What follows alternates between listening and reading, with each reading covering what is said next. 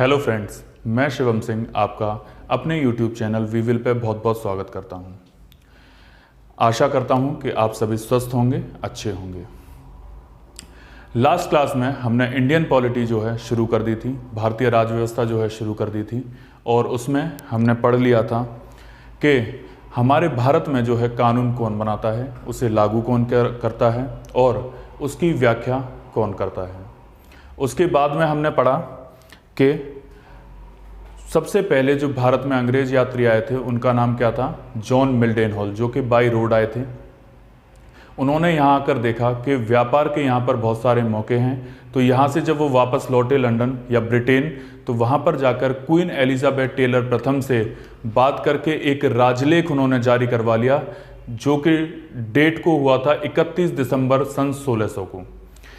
जैसे ही वहाँ से एक राजलेख जारी किया जाता है महारानी के द्वारा, तो वो भारत में आकर एक ईस्ट इंडिया कंपनी की स्थापना जो है कर देते हैं। उसके बाद में आप जानते हैं कि यहाँ पर जब ईस्ट इंडिया कंपनी की स्थापना हो जाती है तो एक 1611 में जो है एक अस्थायी फैक्ट्री आंध्र प्रदेश में या मसूलीपट्टनम में खोली जाती है। उसके बाद में सन 1613 में एक स्थायी फैक्ट्री जो है सूरत में खोली जाती है, यानी गुजरात में। और उसके बाद में 1615 में सर टॉमस रो एक और शाही फरमान लेकर भारत आते हैं, और उसमें कहा जाता है कि अब ईस्ट इंडिया कंपनी जो है वो भारत में अनिश्चित काल के लिए व्यापार जो है कर सकती है। उसके बाद में हमने पढ़ा था कि हमारे भारत में 3 प्रेसिडेंसीज जो है खोली गई थी, या 3 हेडक्वार्टर्स जो है खोले गए थे, जिनमें से पहला था कलकत्ता, या उसे आप बंगाल भी कह सकते हैं, दूसरा था मद्रास और तीसरा था बॉम्बे। ये 3 हेडक्वार्टर्स या 3 प्रेसिडेंसीज जो हैं ब्रिटिशर्स द्वारा या अंग्रेज़ों द्वारा भारत में खोली गई थी, जिनमें एक गवर्नर, एक डेप्यूटी गवर्नर और एक जो है 24 सदस्यों का एक मंडल होगा, जिसे निदेशक मंडल कहा जाएगा। इतना हम लोग जो है पढ़ चुके थे। चलिए इससे आगे की कहानी जो है अब स्टार्ट करते हैं। हुआ ये कि आप जानते हैं कि 1707 में जो है औरंगजेब की मृत्यु हो गई थी, और जैसे ही औरंगजेब की मृत्यु होती है, सारे के सारे जो राजा होते हैं, सारे के सारे जो राज्य होते हैं, वो अपने आप को स्वतंत्र घोषित कर देते हैं। और जैसे ही वो अपने आप को स्वतंत्र घोषित करते हैं तो सबकी जो एकता है, सबकी जो सब लोग कमज़ोर हो जाते हैं एक तरीके से, और सब लोग अपने आप को स्वतंत्र घोषित करने के बाद जैसे एक राज्य बन जाता है अवध, एक राज्य बन जाता है पंजाब, जयपुर, बंगाल, ऐसे ही करके लगभग 21 राज्य जो हैं अपने आप को स्वतंत्र घोषित कर देते हैं। तो आगे हमें इन्हीं एक राज्यों में से एक राज्य के बारे में पढ़ना है, जिसका नाम है बंगाल। तो आप हेडिंग डालेंगे बंगाल।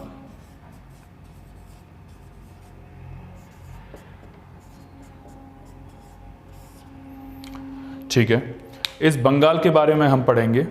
और क्योंकि इस बंगाल में सबसे ज़्यादा पैसा हुआ करता था, सबसे ज़्यादा विस्तृत क्षेत्र ही बंगाल हुआ करता था उस समय, और सबसे ज़्यादा ताकतवर भी कौन हुआ करता था, ये बंगाल हुआ करता था। इसीलिए ब्रिटिशर्स जो है इसी पर सबसे पहले कब्जा करना चाहते थे, और ज़्यादातर जो चीज़ें हुई वो बंगाल में ही हुई। इसीलिए हमें क्या पढ़ना है, बंगाल के बारे में पढ़ना है। तो जैसा कि आप जानते हैं कि उस वक्त बंगाल की राजधानी हुआ करती थी ढाका, जो कि इस टाइम पर बांग्लादेश की राजधानी है। लेकिन उस टाइम पर ढाका किसकी राजधानी हुआ करती थी, बंगाल की राजधानी हुआ करती थी। ठीक है, इतना आप याद रखेंगे। चलिए बंगाल के बारे में शुरुआत करते हैं। तो सन 1700 में औरंगजेब जिस टाइम पर राज कर रहे थे, या भारतीय मुगल सल्तनत के जो बादशाह हुआ करते थे औरंगजेब, उन्होंने एक सूबेदार नियुक्त किया जिसका नाम था मुर्शिद कुली खान। ठीक है, औरंगजेब ने एक सूबेदार नियुक्त किया जिसका नाम था मुर्शिद कुली खान। सूबा यानी कि आप जानते हैं कि हमारे भारत में 21 सूबे हुआ करते थे उस वक्त, या 21 राज्य कह सकते हैं आप, या स्टेट कह सकते हैं। ठीक है, इन राज्यों को या स्टेट को ही क्या कहा जाता था? सूबा। और इन्हीं सूबों में से एक हुआ करता था बंगाल, जिसका सूबेदार नियुक्त कर दिया गया मुर्शिद कुली खां को।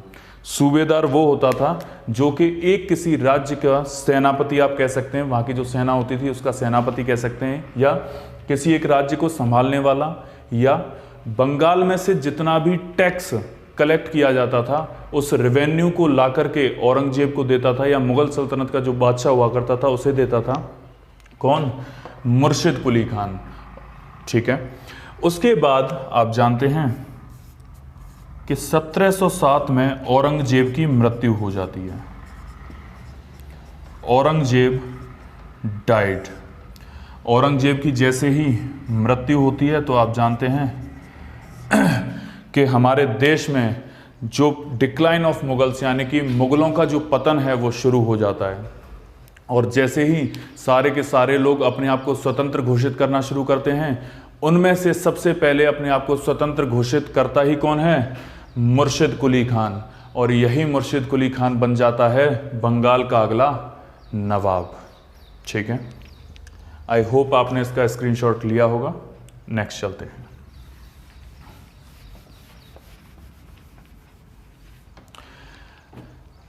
तो ये जो मुर्शिद कुली खान है ये बंगाल का बन जाता है नवाब। बंगाल का नवाब मुर्शिद कुली खान। ठीक है, और इसी मुर्शिद कुली खान के द्वारा एक शहर बसाया जाता है जिसका नाम था मुर्शिदाबाद। इसी मुर्शिद कुली खां के द्वारा एक नया शहर बसाया जाता है जिसका नाम था मुर्शिदाबाद। और यही मुर्शिद कुली खान बंगाल की राजधानी ढाका से स्थानांतरित करके क्या कर देता है? अब मुर्शिदाबाद। यानी कि अब जो है मुर्शिदाबाद बंगाल की राजधानी है, यानी कि कैपिटल होती है। और आप जानते हैं कि मुर्शिद कुली खां का जो समय रहा या कार्यकाल रहा वो रहा 1713 से लेकर 1727 तक। इतने लंबे समय तक इसने जो है यहाँ पर जो है ये राज किया एज अ बंगाल का नवाब। ठीक है, इसके बाद जो है बंगाल का अगला नवाब बना शुजाउद्दीन। इसके बाद बंगाल का अगला नवाब बना शुजाउद्दीन।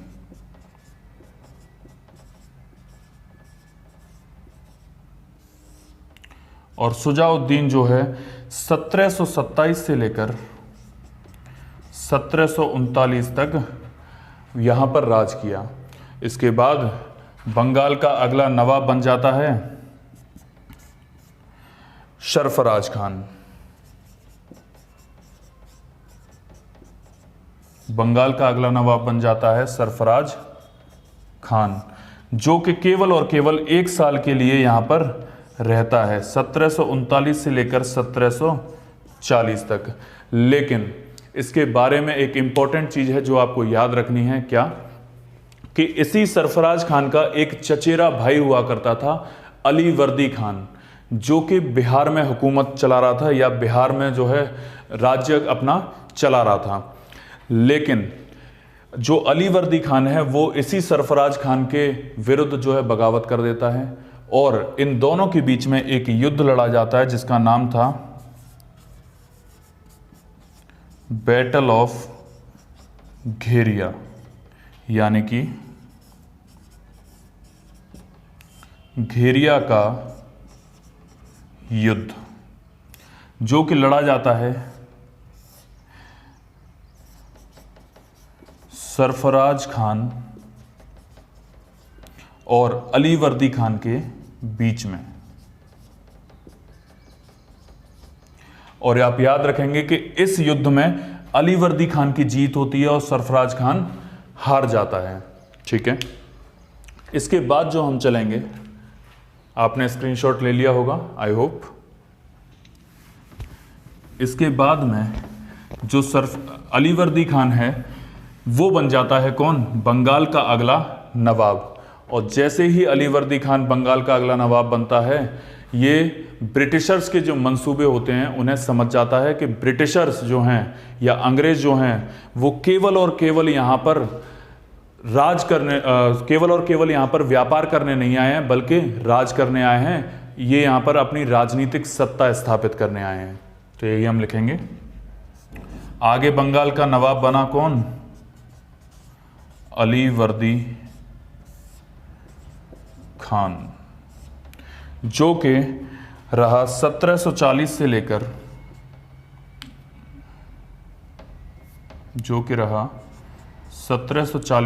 1756 तक। ठीक है, और इसी को बंगाल का सबसे महान नवाब कहा जाता है, क्योंकि ये अलीवर्दी खान अंग्रेजों के मंसूबों को बहुत जल्दी समझ गया था और ये समझ गया था कि ब्रिटिशर जो हैं यहाँ पर केवल यहाँ पर व्यापार करने नहीं आए हैं, यहाँ पर क्या करने आए हैं, अपनी राजनीतिक सत्ता स्थापित करने आए हैं और भारत पर राज करने आए हैं। तो उसके बाद जो है अलीवर्दी खान ने ब्रिटिशर्स के बारे में एक जो है लाइन कही थी, एक स्टेटमेंट दिया था कि ब्रिटिशर्स आर लाइक हनी बीज, यानी कि ब्रिटिशर्स जो हैं वो मधुमक्खी की तरह हैं। जैसे मधुमक्खी किसी को भी शहद देती है बहुत सारा, उससे बहुत सारा फायदा पहुंचता है, लेकिन अगर मधुमक्खी को हम छेड़ते हैं तो क्या होता है, वो डंक मारती है। ऐसे ही अलीवर्दी खान ने ब्रिटिशर्स के बारे में कहा कि ये जो अंग्रेज हैं वो हमें बहुत सारा फ़ायदा तो पहुंचाएंगे, लेकिन इसी के साथ साथ अगर इन्हें छेड़ा गया तो ये जो हैं हमें डंक मार मार कर ख़त्म कर देंगे। ये अलीवर्दी खान के द्वारा कहा गया था। इसके बाद जो है अगला शासक या अगला बंगाल का नवाब बना सिराज उद्दौला। सिराज उद्दौला, जिसका कार्यकाल रहा 1756 से लेकर 1757 तक। और आप जानते हैं कि जिस टाइम पर सिराज उद्दौला बंगाल का नवाब हुआ करता था, उस टाइम पर कलकत्ता में, यानी कि बंगाल का जो कलकत्ता है वहाँ पर व्यापार कर रहे थे अंग्रेज, और कलकत्ता में बंगाल में ही एक जगह है, कौन सी, चंद्रनगर, जहाँ व्यापार कर रहे थे फ्रांसीसी। तो उन्होंने देखा कि सिराजुद्दौला कोई बहुत ज़्यादा जो है मजबूत इंसान नहीं है, या मजबूत राजा नहीं है, या मजबूत नवाब नहीं है, तो उन्होंने मौका पाकर क्या कर दिया, कलकत्ता की और चंद्रनगर की किलेबंदी करना शुरू कर दी। जैसे ही उन्होंने किलेबंदी करना शुरू की तो इस सिराजुद्दौला के द्वारा एक फरमान जारी किया गया कि अगर आप लोगों ने अभी के अभी किलेबंदी नहीं रोकी तो आपका अंजाम अच्छा नहीं होगा। ये बात फ्रांसीसियों को तो समझ में आ गई, लेकिन अंग्रेज़ों को समझ में नहीं आई। यानी कि फ्रांसीसियों ने चंद्रनगर की किलेबंदी करना बंद कर दी, लेकिन जो अंग्रेज हुआ करते थे वो थोड़े ढीठ किस्म के थे, तो उन्होंने कलकत्ता की किलेबंदी करना बंद नहीं की। और इसी का परिणाम हुआ कि सिराजुद्दौला ने एक युद्ध छेड़ दिया, या फिर अटैक किया गया सिराजुद्दौला के द्वारा 1756 में कासिम बाजार पर, कासिम बाजार पर, जो कि कलकत्ता में ही हुआ करता था। कासिम बाजार एक जगह है जो कि कलकत्ता में थी, जहाँ पर अंग्रेज बहुत सारे होते थे, तो वहाँ पर युद्ध छेड़ दिया गया, या वहाँ पर अटैक कर दिया गया। किसके द्वारा? सिराजुद्दौला के द्वारा। और सिराजुद्दौला ने वहाँ पर अटैक करके उस जगह को हथिया लिया और 146 अंग्रेज़ों को अरेस्ट कर लिया। आई होप आपको इतना समझ में आया होगा। आगे चलते हैं। स्क्रीनशॉट ले लिया होगा आपने, चलते हैं। तो आप जानते हैं कि 1756 में जैसे ही कासिम बाजार पर अटैक किया गया सिराजुद्दौला के द्वारा, तो 140 अंग्रेज़ों को, यानी कि 146 जो ब्रिटिशर्स थे, उनको पकड़ लिया गया और उन्हें कैद कर दिया गया। कहाँ पर? अंग्रेज़ों के ही एक फोर्ट में, जिसका नाम हुआ करता था फोर्ट विलियम्स। ठीक है, अंग्रेज़ों का ही एक फोर्ट हुआ करता था वहीं कलकत्ता में, जिसका नाम था फोर्ट विलियम्स, और उसमें इन 146 ब्रिटिशर्स को कैद कर दिया गया। जब 2 दिन के बाद इन ब्रिटिशर्स को कैद खाने से निकाला गया तो इसमें से 123 ब्रिटिशर्स जो थे वो डेड यानी कि मृत निकले, और 23 ब्रिटिशर्स जो हैं वो अलाइव यानी कि जिंदा निकले। 140 में से 123 की मौत हो गई और 23 जो हैं जिंदा बचे। इन्हीं 23 जिंदा बचे लोगों में से एक ब्रिटिशर हुआ करते थे जिनका नाम था विलियम हॉलवेल। ठीक है, जिनका नाम क्या था? William Holwell. और उन्हीं के द्वारा इस पूरी घटना का, यानी कि कैसे कासिम बाजार पर अटैक हुआ, कैसे उन्हें जो है फोर्ट विलियम्स में के कैद खाने में रखा गया, कैसे कितने लोग उसमें मरे और कितने लोग जिंदा बचे, इसका वर्णन जो है किसके द्वारा किया गया? विलियम हॉलवेल के द्वारा। और इसी वर्णन को या इसी घटना को कहा जाता है ब्लैक होल ट्रेजेडी, यानी कि काल कोठरी की घटना। ठीक है, आप याद रखेंगे कि इन्हीं विलियम हॉलवेल के द्वारा जो वर्णन किया गया उसी को क्या कहा जाता है? ब्लैक होल ट्रेजेडी या काल कोठरी की घटना। ये इसलिए मर गए क्योंकि जो कैद खाना था, जो जिसमें इनको रखा गया था, उसमें कोई भी वेंटिलेशन का सिस्टम नहीं था या हवा का आवागमन नहीं था। जब 140 लोगों को एक ही कैद खाने में, एक ही कोठरी में रख दिया जाएगा और वहाँ पर ऑक्सीजन का आवागमन नहीं होगा तो ऑब्वियस सी बात है कि उनमें से बहुत सारे लोग मर ही जाएंगे। तो आप याद रखेंगे कि 123 लोग मरे थे, 23 उसमें जिंदा बचे, और जिंदा बचने वालों में से एक कौन थे? William Holwell. और विलियम हॉलवेल ने ही इस पूरी की पूरी घटना का वर्णन किया था, जिसको कहा जाता है ब्लैक होल ट्रेजेडी या काल कोठरी की घटना। आई होप आपने इसका स्क्रीनशॉट लिया होगा। नेक्स्ट चलते हैं। इसके बाद जब बंगाल में ये सब हो रहा था, क्योंकि सिराजुद्दौला ने जब इनको बंद कर दिया और अंग्रेजों को बताया गया कि ऐसे ऐसे 123 लोग जो हैं मर चुके हैं और सिर्फ 23 लोग जिंदा बचे हैं, तो अंग्रेज जो हैं वो काफ़ी गुस्से में आ गए और गुस्से में आकर उन्होंने मद्रास से बुलाया एक और अंग्रेज अधिकारी जो कि मद्रास पर शासन उस टाइम पर कर रहा था। मद्रास से एक और अंग्रेज अधिकारी बुलाया जिसका नाम था, आप सब जानते हैं इसको, रॉबर्ट क्लाइव, जो कि बुलाया गया बंगाल का प्रथम गवर्नर बनाकर। ठीक है, ये कौन था? बंगाल का प्रथम गवर्नर बनाकर बुलाया गया किसको? रॉबर्ट क्लाइव को, जो कहां पर शासन कर रहा था उस टाइम पर? मद्रास में शासन कर रहा था। और जो घटना हुई थी, ब्लैक होल ट्रेजेडी हुई थी या काल कोठरी की जो घटना हुई थी, उसी का बदला लेने के लिए इस रॉबर्ट क्लाइव ने 1757 में एक युद्ध लड़ा जिसका नाम था बैटल ऑफ प्लासी, यानी कि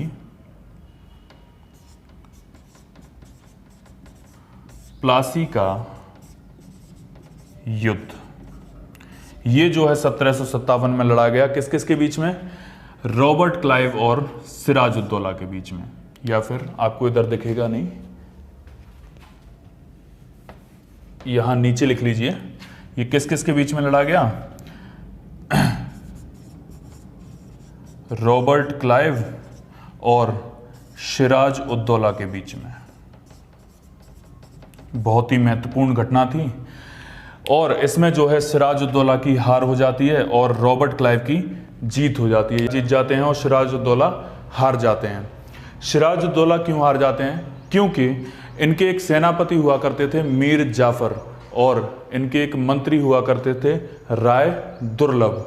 ये दोनों जाकर किससे मिल जाते हैं, रॉबर्ट क्लाइव से मिल जाते हैं और सिराजुद्दौला को धोखा दे देते हैं।